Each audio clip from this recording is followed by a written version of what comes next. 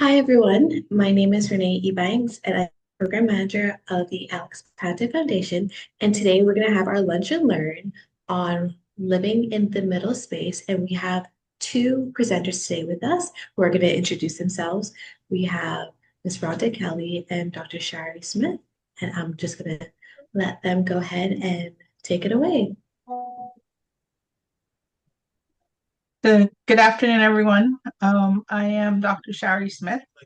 Today, the cap that I'm wearing is that of clinical psychologist with Life Options, which is my private practice, and I'm also a volunteer with APF. I am the deputy chairman of the clinical education committee and one of the oversight facilitators as well as the facilitator for our Teen Talk, which is an online support group. So really excited to be here today and to engage in a very important discussion and collaborate with my friend and colleague, Ms. Rhonda. So I'm going to turn it over to Rhonda. Hi, everyone. Thanks for being here. As Shari says, for this important conversation, when we were devising the topic for December, this was something that we felt people really needed to kind of discuss and learn about and finding joy and sorrow, having joy and sorrow at the same time is kind of a hard concept. So I think hopefully we'll have some good questions and discussion, and Shari and I are going to go through various things from our perspective. I'm an APF director, certified grief educator, but today I'm speaking from my lived experience through grief and navigating joy and sorrow during the holidays.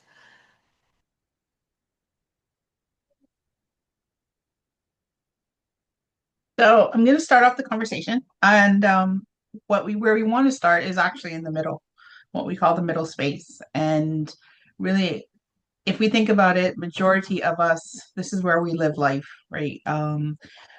Most people are not super, super happy or super, super sad, but we're navigating in between the daily challenges, the daily struggles, the daily joys and celebrations. So this is a place that most of us will navigate through. And it's usually automatic, right? We just do what we have to do and get through it.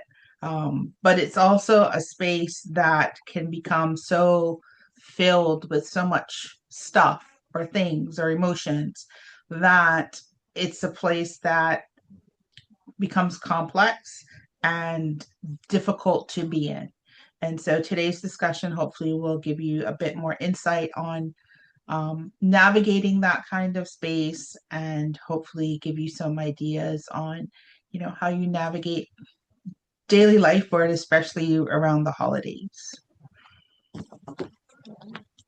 So living in the middle space, as we call it, it really requires a conscious effort All right, to me just log on. It's the what you call it? The people them from um Pantan, you call it anyway. So yeah, Hi, just make sure you're on mute when you come on the please. call. Thank you. Right, so living in the middle space really requires us to make a conscious effort to prioritize ourselves, especially self-care.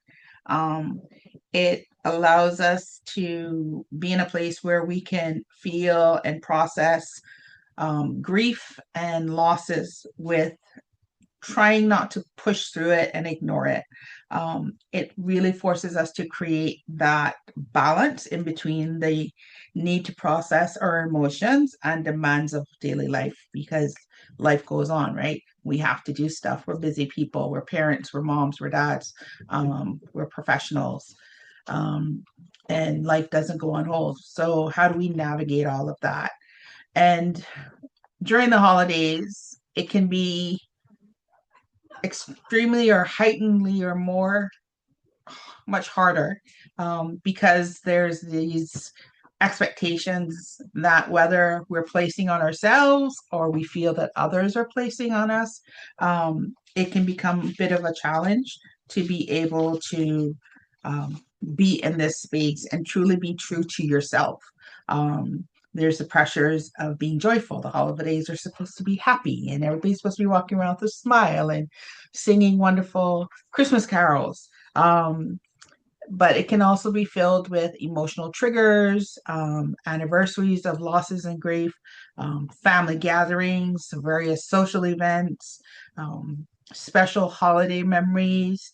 All of these things can bring up those complex emotions and feelings and make someone, can make you feel a bit conflicted because it's like, I'm feeling this, but I know the expectation is that I'm supposed to, have the whole entire family over and create this great perfect meal and so forth. So the holidays can be difficult, and I think the first step in that is recognizing that this could potentially be a difficult time, and it's okay. So today we're going to just go through kind of combining Dr. Shari and myself, so combining the personal and the clinical side of the whole conversation. So exploring the realities of living between the highs and lows, blending our personal stories with professional insight, finding stability and purpose in the everyday moments, and then talk a little bit about meaningful practices to create connection and continuity through rituals, traditions, and then allowing for the mixed emotions to coexist. And we'll talk a little bit about that because it's not one or the other. And I will go into a little bit of my story and give my side. So for those of you that might not know, we lost our youngest daughter, Addi, in February 2022 to suicide. She struggled with her mental health, borderline personality disorder. We knew this, but yet there was absolutely nothing that could have prepared us for losing her. And in talking about love, loss, and resilience, that word resilience is a really tough one for me because I think, and I don't know if like me, you feel that the word resilience means that you're going to bounce back quickly, you're going to be real resilient, and you're going to emerge stronger than you were before. And that's not this. That's not what I mean by the word resilience when we put it in there. To me, resilience is basically continuing. The word continuing is probably a better one, even in the small, imperfect ways. Sometimes that's resting when we're just, physically, mentally exhausted, it's resting. Sometimes it's seeking help when we really need help, whether it's professional help or from a friend, a pastor, someone, or just getting through the day. So resilience isn't that, I'm on top of the world, I've gotten through it. That's not what it's meant by that. So, the human experience as we know it is through all of those different things. And acknowledging, one of the things with resilience is acknowledging that we're going to go through some experiences that are going to change us permanently. We might never go back to being the person that we were before that loss or that incident happened, and that's okay. We don't have to go back to being who we were. That's not something that we have to do. Navigating the holidays for us, it has been challenging because Addi's birthday is on the 21st of December. So for us, Christmas and Addi, the celebrations were synonymous. We celebrated her and we celebrated Christmas together. So learning how to navigate through the holidays while we were also dealing with that date, because anybody who's had a loss, those dates, the anniversary dates and the birthdays are the really hard days. And to have that fall within, all the Christmas festivities where everybody, as Shari says, everybody's expected to be happy and, singing holiday songs and going to parties. And, you're a downer if you're not kind of feeling that excitement and enjoyment like everybody else. So, for me, it was learning to coexist with joy and sorrow together, finding a way. And I know it kind of sounds funny. And I think, people might have thought that when they saw it, it's joy, finding joy and sorrow together is not always easy. But sorry, if you move, Renee, to the next one. Grief and joy can coexist. And I think before I experienced it, I think that I probably would have argued with someone that you couldn't be joyous and grieving and have pain at the same time. But you can, and I've experienced it. For an example, like Addi's close friends, I see them growing up and doing amazing things and going to university and having all these, and I feel joy for them. But at the same time, at that same exact time, in that same emotion, I feel grief and I feel pain. But that doesn't lessen the joy I feel for them, because I feel true joy for them. So I think it's hard to understand and to navigate, but I think it's important for people to understand that you can feel joy and pain together. You don't have to be one or the other. So because you're smiling doesn't mean that your heart isn't hurting. And I think that's a kind of misconception. You see somebody out laughing and you say, oh, well, they just lost somebody and how are they laughing? That's they can laugh, but they can also still feel pain. So I think that's something that we all need to understand and be more mindful of when we see people out that we might think they should be sad. We're putting that on them. They should not be smiling. They shouldn't be laughing. I mean, I think that was I think that's hard for anybody who's had like a really traumatic loss. The first time you laugh, it catches in your throat because you can't believe you actually laughed. Because that feels like the wrong thing to do. So I think for me, that was a big thing in learning that I can feel joy and grief at the same time. And that healing isn't linear. It's not like, the 5 stages of grief, the denial, the anger, the bargaining, the depression, the acceptance, all of that. It doesn't happen in order. It doesn't happen in necessarily you don't get through each one. So you don't get through denial and then go to anger, or maybe you might go back to denial. You might go back to denial years after. So it's, you do go through all of those things. I think I did go through all of those things, but it's not linear. You're not going to go through them and then you get through them and then you get to the end and you're at acceptance and then you're good and you move on. That, anybody who, and I guarantee everybody on here has had some form of grief, so that they can tell you it's not something that you get through and you accept and then, oh, I'm okay now, and then tomorrow I'm going to be better, and then I'm good, and that's done. But like this graphic on the screen, that's a really good representation of what grief is, because grief is what it is. It's not getting smaller. My grief isn't going down, but somehow my life is growing around the grief. So that I've learned to kind of move and do things around that grief, even though the grief is basically the same size that it was. The next, yeah. So this, this is just so representative of what, grief is. You can say you go through the stages and you can go through them in all different ways, but, my experience has been exactly like that. It's just all over the place. And some days you can move from one to the next, throughout just a day. And, it's been almost 4 years. And I know that there are many people that would think, oh, well, it's been 4 years. She must be over that now. But that's not the way that grief and loss works. So you might, sometimes almost 4 years feels like 4 minutes. And sometimes if you've been through a traumatic loss, you can find yourself right back where you were when that happened at any given moment, because of something that you see or something that you hear. And, understanding that's normal. It's not, it's not the stages you're supposed to be going through. It's normal to kind of find yourself back into when it happened, or at some place where you're just extremely sad, or, that for me is the most important thing, I think, for people to understand, if they're, especially this time of year. this time of year brings up all sorts of things, and you'll go through those crazy upside down things.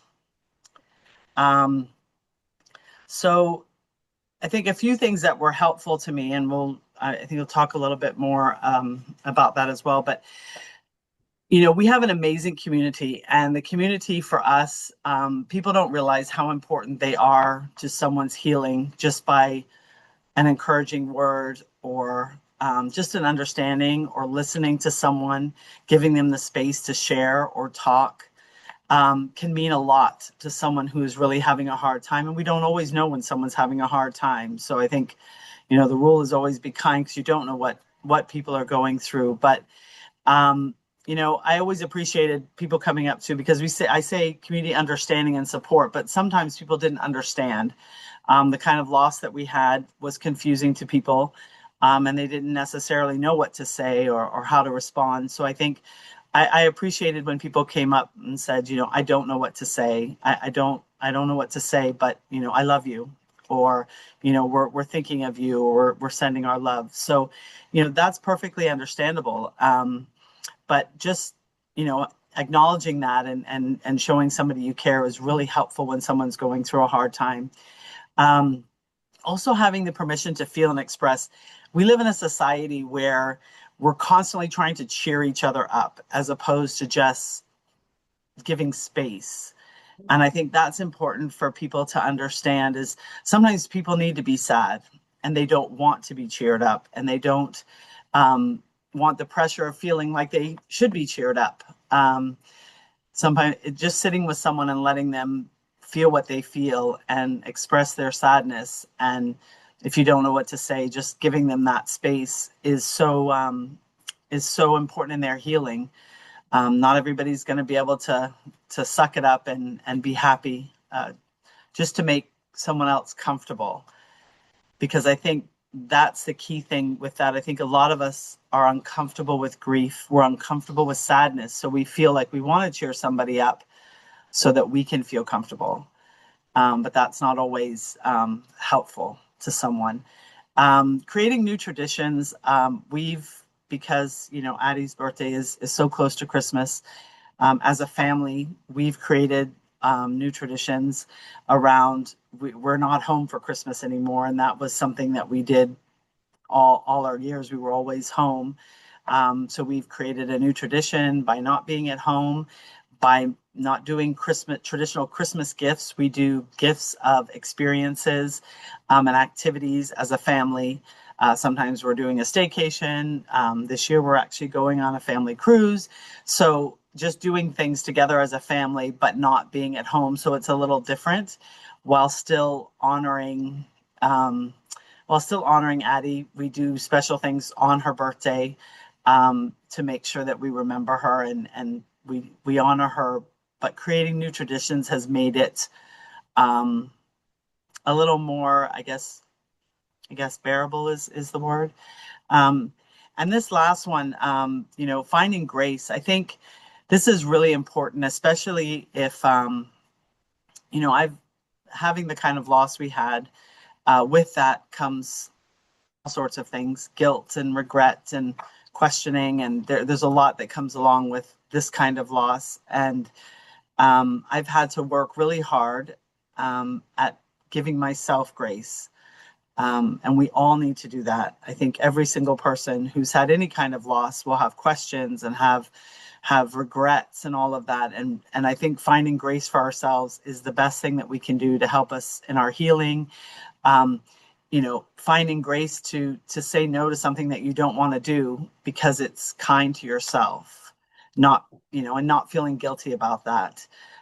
So I think, and also, I think for me, trying to find grace for others has helped me find more grace for myself. And I think that's kind of true with everything. If we can do more with others, we can find more for ourselves.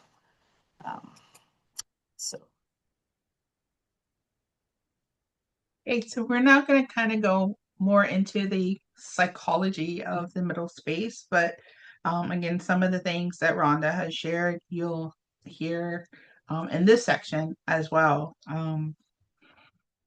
Get to the next slide. So the psychology of the middle space, again, as I shared before, we're talking about this continual mixture of emotions, and understanding that it's normal. It's like life's a big giant pot, right? And you're making some kind of stew or something, and you've got all these different ingredients that go into it. And depending on who you are, those ingredients are going to be varied, and some are going to be more intense than others, right? Um, One of the things that is a bit challenging is that our brains are always trying to seek certainty and something that's normal. So the navigating of this kind of flow of in between, emotions and that may be overwhelming, and then trying to still continue to, I still need to do the laundry, I still need to, go to the grocery store, can at times create that kind of confusion within ourselves and within our brains. So it's in using the dual emotional processing method, what that really focuses on is that it allows you to be present, but also walk through the spaces that you need to walk through.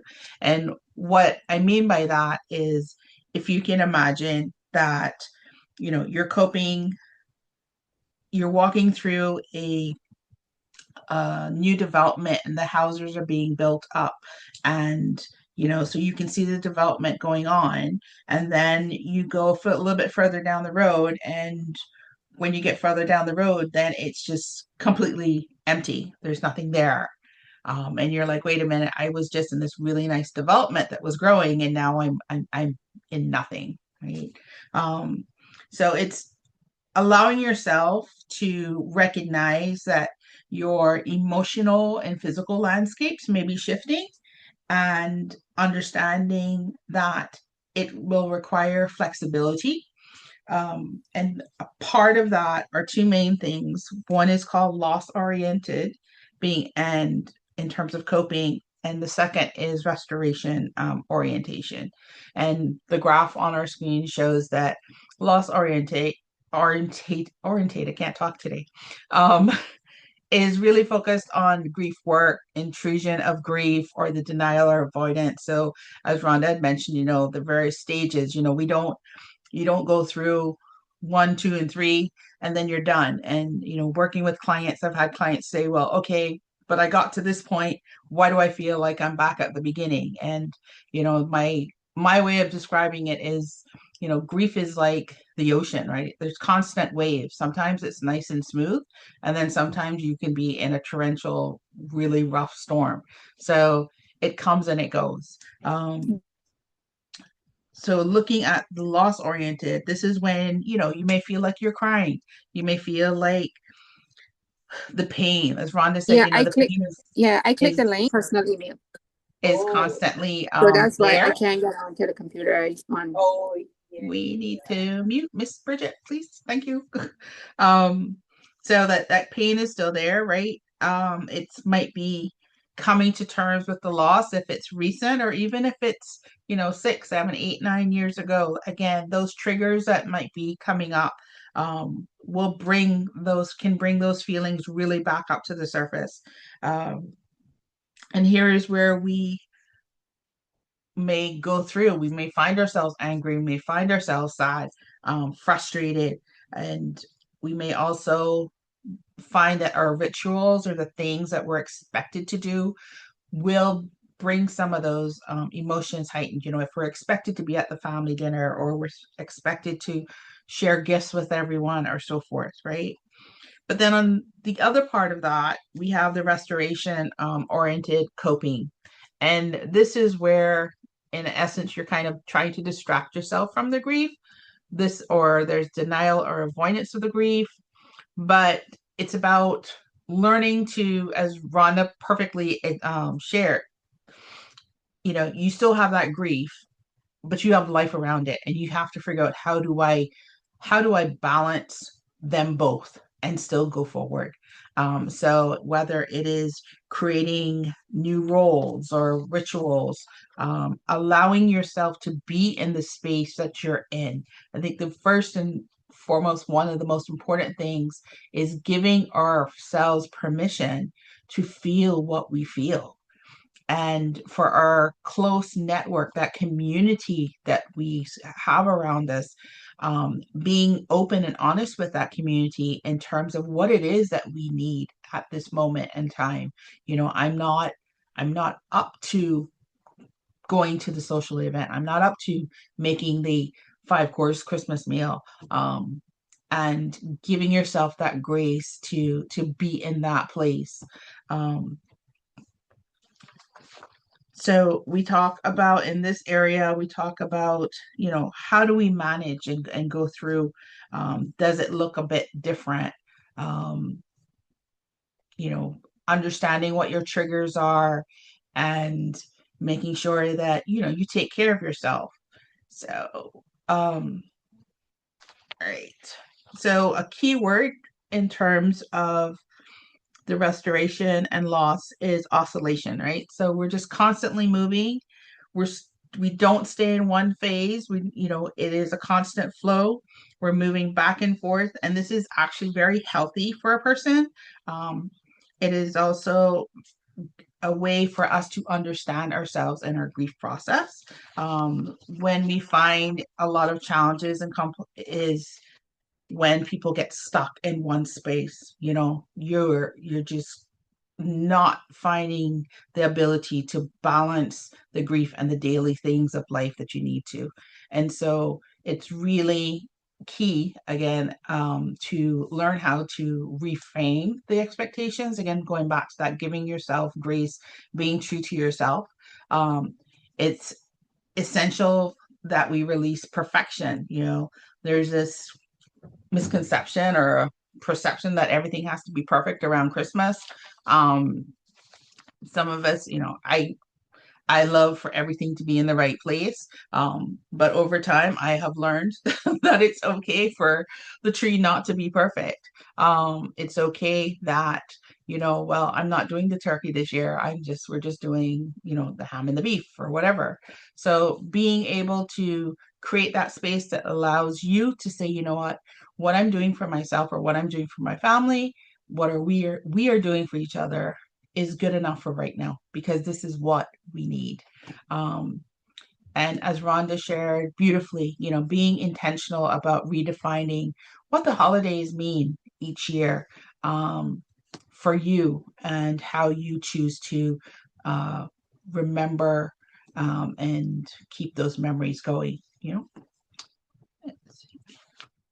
Then in terms of our mind, our bodies, and spirit, I believe this so much that we are all connected. We can't take our body and do something with our mind and just separate it. Like, if my mind is not where it needs to be, then my body is probably not going to have the motivation or energy to do what it needs to do, and it's definitely not going to sit right with my spirit.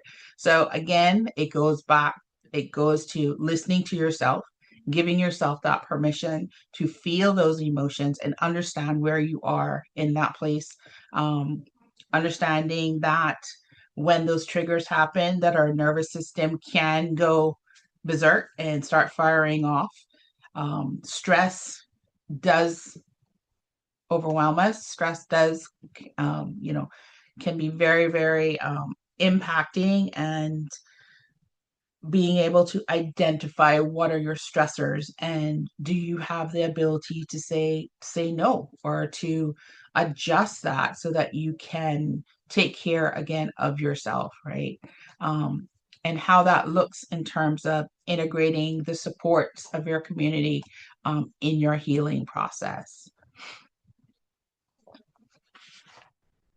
So some of the things that we can do, and that we encourage persons to do, are things like breathing.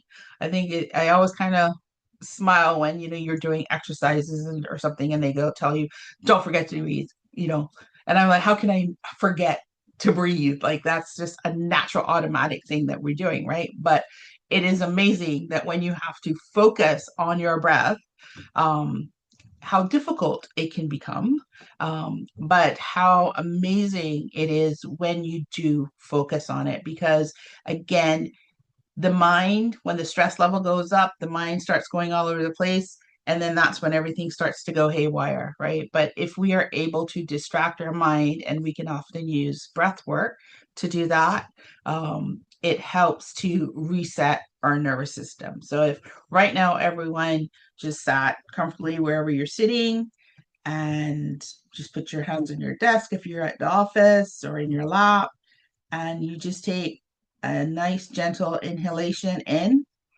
and just imagine that breath going up into your through your nose, into your sinuses, in your head, and just gently exhale back out through your nose if that's comfortable, or your mouth. And just look at that as a circular, and you're breathing in again. And this time maybe holding it at the top and then exhaling. And if you do that like 4 or 5 times, it's amazing how, how we all walk around with or go around with our shoulders attached to our ears, how nicely and, that our shoulders will start to kind of drop, and your heart rate starts to drop. And it's something that you can do anywhere, and nobody knows that you're going into a panic attack or anything, because, you're able to just naturally and calmly do that breath work. Sensory grounding is something else. We find that when you might get in a point where the emotions or whatever the triggers are really, really getting overwhelming, and you just feel that you don't have control and you're losing that control. Grounding yourself in an easy grounding technique is the 5-4-3-2-1. So 5 things that you see right there and right then. 4 things that you can feel. I can feel my desk, feel my hair, I feel my pants, I feel my phone. 3 things that you can hear, 2 things that you can smell, and 1 thing that you can taste. And again, it's a technique that helps slow that nervous system that's going berserk down a bit, and helping you now to bring awareness back to, okay, where am I? I am home. I am safe. This is what's happening. I'm aware. I'm in control. Body awareness, being aware of, where are we carrying our stress? What does that look like in our own bodies? Are our shoulders up to our ears? Just remembering to kind of drop that, getting up, taking a walk. We can do body scans, which is, you're just kind of going through and scanning to make sure that, where you might be feeling tension, and then you can do some breath work to kind of help release that. And one of the key things that I think we underestimate is the messages that we give ourselves, right? So focusing on compassionate self-talk, right? It's really important. We always have, be kind to others, and, show love to others, but we also have to learn how to be kind to ourselves.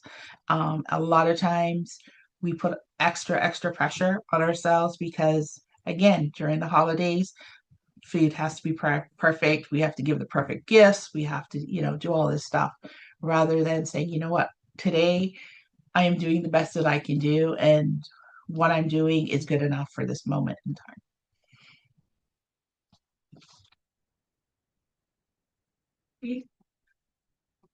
We also want to, going back to, being truthful to ourselves and what is happening, is being able to name the emotions. If you're feeling angry, I'm feeling angry right now. This is where I am. And this is how, this is where I'm going to be for right now, until I can figure out how do I move to the next step. And feeling comfortable enough to share that with those persons who, again, are your support, so that they can be support for you in that moment and in that time. Creating micro pauses. So again, that goes back to the breathing is a key way of being able to create those little breaks on moments when things are just getting really, really busy and intense. Having a plan, if the holidays are very, very overwhelming, what is that backup plan? If you are going, you have an event that you have that you're expected to attend, but you also know that this could be very overwhelming. Is there a way for you to step away after a certain period of time, or go to the car or something? So thinking ahead and preparing the best that you can. We don't have control over our feelings or our emotions, but what we do have control over is how we respond. So the more that you think about it, you're honest with yourself, and you're being kind to yourself, then you will be able to have a plan that will work for you. And as well as a plan for your family members. If you have young children or older children who are also dealing with this loss, and you find that you're at an event, making sure that you have a way when you see that they are being overwhelmed, that it's okay to give them that break from whatever's going on.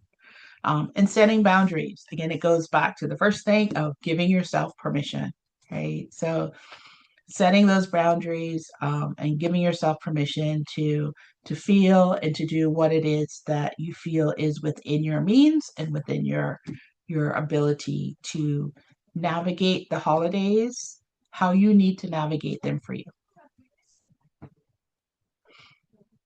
Hey, yeah, I think this the word finding meaning is interesting, because I think originally when you hear this, I think you think it means that you have to find the positive side of what happened. There is no positive side to losing my daughter, so that doesn't exist. So the finding meaning in this case is really meant to find meaning in creating something new. That's the real, creating something new, from the love that we still have, honoring her and her life, and finding purpose in how her life changed me, changed other people, and helping others in whatever way we can from that experience. But that's, I think, at the end, I recommend some books, and one of them is called Finding Meaning, which has helped me tremendously. So it's not that's not, finding the positive poly side of something so traumatic and something so devastating. It's navigating a way through that challenge. So in terms of establishing rituals, Rhonda's mentioned, some activities that her and her family are engaged in. And again, this can provide stability, and it can honor the loss as well. It can connect you to to your support persons. But again, understanding and being truthful with yourself in terms of what do those look like and what is best for you in this moment in time. Um, Breath work, permission again to do things, permission to not do things. I always say to, when I'm working with my professional women moms group, that we feel like somehow we've gotten this message that we have to be it all and do it all, and every single event we have to attend. Superman used to go off to his ice mountain to escape, and he was the most powerful, superhero. So yes, giving yourself time to say no, and a permission to say no. And even like, a symbolic object or something that you may also want to, have with you to help again navigate the journey and the process, is things that can help during this time. And yeah, I spoke about obviously the new traditions that we've created, but I think traditions, can be all sorts of things. They don't have to be, they can be things like lighting a candle or having an actual item. But, one of the things, your person or whatever loss it is you're navigating, because loss isn't always just about losing a loved one. It's about relationships lost. It's about all sorts of different losses, and we all have various ones. But I think, one of the things I'll share that, on Addi's birthday, we're going to go zip lining, because that is something she totally would have done. I'm scared to death, but I'm going to do it because that is something she would have done, and it's her birthday, and I'm just going to honor her by doing something that I know she would have found so cool. So that's, you know, that's my way of honoring her, and doing something on her birthday that honors her. And I'll invite Shari to share a little bit about, I know, you know, her navigating the holidays with her loss of a loved one as well. Yeah, it's about, you know, creating those ways of being, moments of being comfortable, or moments of just, you know, being. And for me, like during the holidays, you know, making a favorite meal of my dad's, or, you know, going for beach walk. He loved Smith's back at air, and so going and spending time there, um, and just talking, like sitting and sharing memories, especially with my children. Um, you know, those are things that we tend to do during Christmas, because usually that's when everybody's kind of together. But again, it's just like, you know, how do you navigate it? Because Christmas was his time. And so for a long time, it hasn't been Christmas, or hasn't really felt like Christmas. But as we've navigated through it and learned to create new um, things to honor him during the season, then it has, you know, helped us be in that space.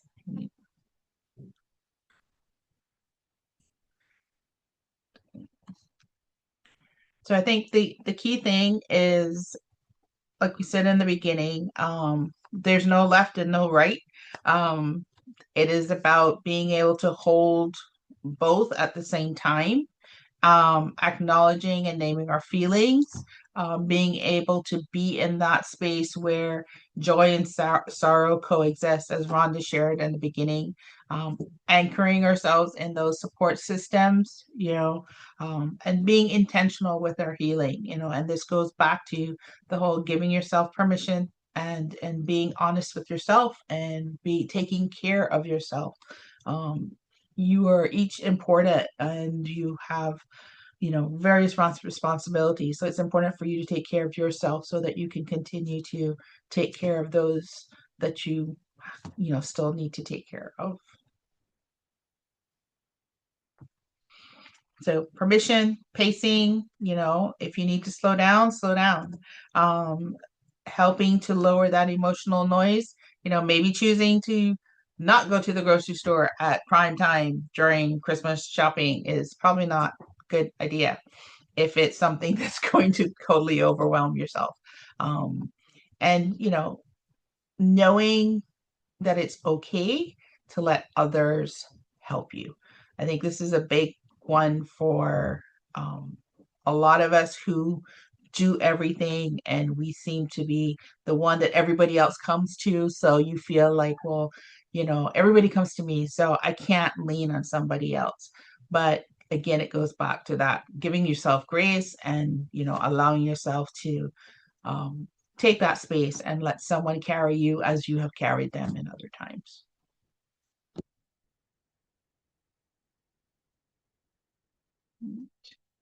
And grace, grounding, and gratitude, the triple G's. Um, Releasing judgment, grounding, making sure that you're regulating your body as you know, navigate the emotional roller coaster and landscapes that we do.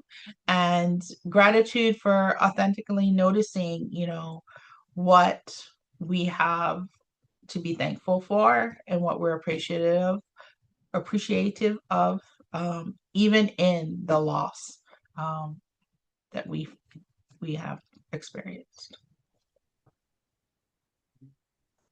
Yep. You know, thinking, take the conversation and make it personal. You know, where are you right now? What are you navigating? You know, what's the middle space that you're in? And you don't have to be in one or the other. You don't have to be in joy or sorrow. And I really want to reemphasize, I think people really do feel like they either have to be this happy-go-lucky, joyous person, or they're, you know, the stick in the mud, sad person. So, you know, sometimes we're both, sometimes we're, you know, a combination of it. But what do you need more or less of? What's going to help you where you are? It might be saying no to that party, but it might be saying yes to that party, even though you feel you might be judged because people would say you shouldn't be out, or you shouldn't be happy, or you shouldn't be doing these things. Sometimes it's doing what you want to do and what's going to feel good to you. And then, we've talked about the new traditions and, what could you do that would help you and help you find some joy in something that you no longer have, but finding joy in that by remembering that and creating a tradition around it, a new tradition. I think the important thing is that who's at this talk today and everybody who's going to watch it potentially, we are shared humans. We all share our humanity, and we all want connection. We all want safety. We want belonging. We all want love, and we all want understanding. I don't think there's anybody on here or anywhere that doesn't want those things in their life. So, remembering that about every person we meet and we come in contact with on a regular basis.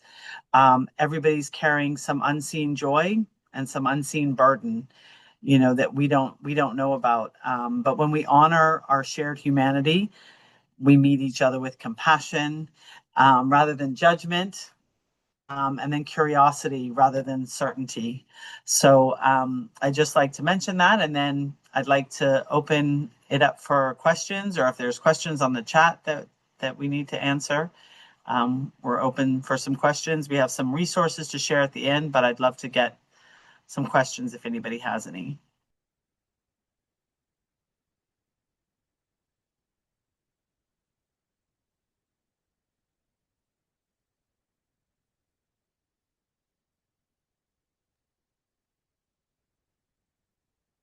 If there are no questions, we can move. So I'm just looking through the chat and it's saying that someone's asking about able to get access to the PowerPoint. And again, what we answered this before is that this recording is going to be available for you after this session online. I think this will be available on our website as well as our YouTube channel.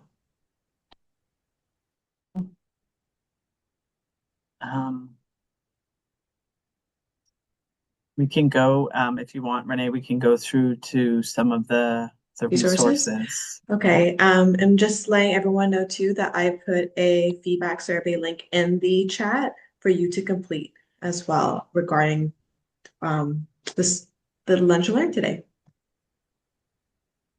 Okay.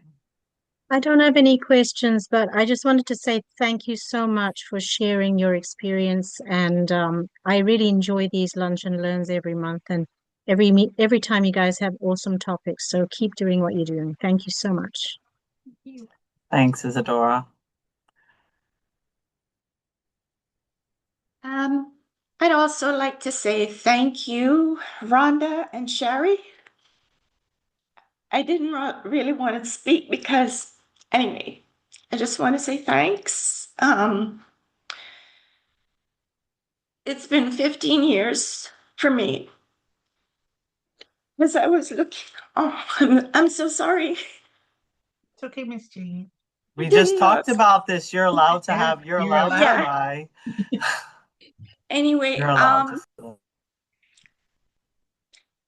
15 years and the grief circle does not get any smaller. And, but I've learned in my own way to create more life around it and create a space where my son occupies every day with me. And I still yet have to try to move through the holidays. And that's really why I'm here. And thank you so much, Rhonda, for sharing what you have done. And I've also learned that my small family unit, I can't let them cope as I'm coping. I have to give them the space to cope. How they feel that they can manage. But anyway, I just want to say that thank you so much. And it's really important to create life around that grief that never grows smaller. It's always with you. I can attest to that 15 years later. So anyway, thank you very much again. Thanks everyone, and wishing you a very Merry Christmas. Thanks so much, Jane. I don't know if there's any other questions.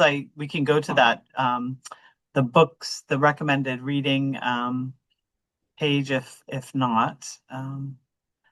These are just I'm a big book reader. I listen to a lot of audiobooks and I read a lot of books. I don't know. The one I mentioned, Finding Meaning, from David Kessler, literally got me back to work after I lost Addi. That's an amazing book. I would highly recommend it. I'm not going to talk anymore because I see Tanya Ebanks has a question.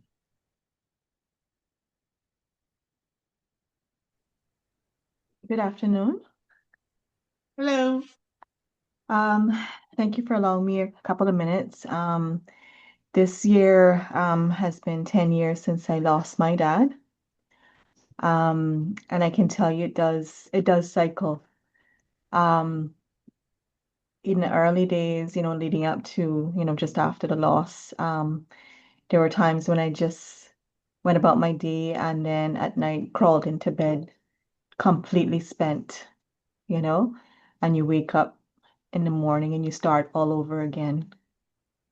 It took a while, but the stage, 10 years later, where you got to a stage where there was more smiling than frowns, if you want to call it that.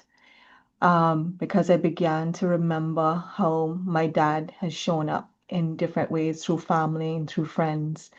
I was telling somebody just the other day, one time when one of my brothers actually was teasing about something in our mom's living room, and when he threw his head back and his laugh sounded just like my late father's, you know?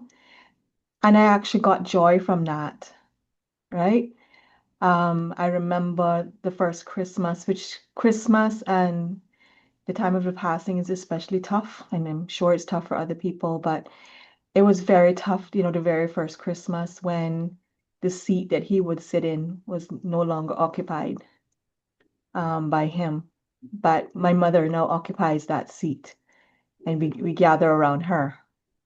Um, and so, although we do not replace these people, they show up in our lives, and I think I'm always looking for meaning in everything. And I find that I'm able to hold on to what was good, see them show up in my life around me in these ways that sometimes I don't even recognize it at first. My late father was a contractor, and for a long time, it took me to come to terms that I couldn't just pick up the phone and say, Daddy, well, how would you do this? Or where you recommend I go for this? Do you have anybody that can do this? Till I realized that I had arrived at that point where I am a sum of the lessons that he's taught me. I actually had wisdom that he had taught me. I actually can use whatever impact he had on my life to go forward, you know? And I never also forget that my mom and my siblings experienced the same loss, right? Maybe in their own way. Um, and the one way that I feel we navigate is to keep talking about him, take him with us as we go forward, never letting his memory be one that is in the background, you know? Um, and in doing so, I see him show up in my children. I see certain mannerisms. I see certain things like, oh, he must have been your grandfather, kind of thing. And then I see him show up in me. I see this big strapping 200 plus pound 6 foot tall man, and me not even anywhere near that. But yet he would have hated attention in the public, you know? So when I look and see how our family members live on through us, for us to keep their memory alive, I think is a duty, which I do not think is a burden. I think it's a privilege. I would not be here without being 50% from him, and as well as my mother. And so as I go through this holiday season, getting ready for to look at someone else in the seat, um, I do so fondly because the sadness now is not a thing of the past, but I accept it. And I remember how we navigated the year before, the year before that, the year before that, and that we will navigate this one too. Um, and so I just wanted to share that in my opinion, you don't get over these things, you go around it. And whatever you choose to carry with you, nobody can tell you how you should feel. Nobody should tell you that it's enough time now, whatever. I'm 10 years on and I still can go back to that day like anything. Um, Especially when it's sudden, when you feel like you didn't have time. Um, I can testify essentially that you can go on, you can go forward. You keep them with you because they were precious to you and they're never going to be a thing of the past. You will be able to go forward and you will be able to hold on to what is good, um, because that is what will honor them, in my opinion, besides everything else. So thank you for the Absolutely. time. Thank you so much, Tanya. Thank you for Thank sharing you. that. Appreciate that very much. And we have a couple minutes left. I didn't know if there was any more questions. I don't want to cut anybody off if anybody else had any questions. I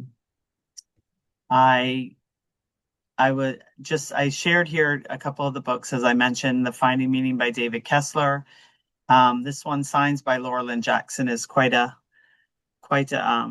one that helped me as well. There's a lot of stories in there of loss, but also hope that I found very good. In the Book of Joy, I've just recently read that one. That was quite good as well. Again, finding joy and finding things that can coexist and the joy in there. I didn't say it earlier, but I wanted to say something about grief that I meant to say. Grief is not, there is no comparison with grief. So because I lost a child doesn't mean somebody who lost a grandmother or all of that. The one thing that in that book, Finding Meaning, that he says is the worst grief is your grief. So whatever that grief is, that is your grief, and that is the painful grief for you. So I think we need to remember that, especially for ourselves, because sometimes we diminish what our grief is because we feel like somebody else has worse grief. But your grief is your grief, and that can be many things. That can be a divorce, that can be pet loss, that can be all sorts of different things that our people are feeling, but they're all valid and they're all painful, and everyone deserves to have their grief witnessed and honored. So I wanted to make sure I included that. But thank you all for joining us.